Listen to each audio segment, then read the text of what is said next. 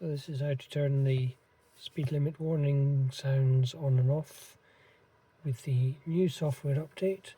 I just use the voice recognition. Turn off speed limit warning sound. Turning off speed limit warning sound.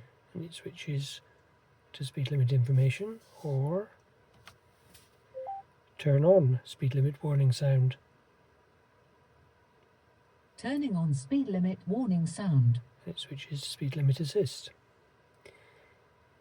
If it's in speed limit assist, it should remember that when the car is turned off. If it's in speed limit information, it goes to speed limit warning when the car is turned off.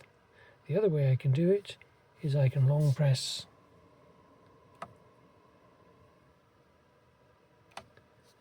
and then we get the banner saying it's selected the information function, or I can long press again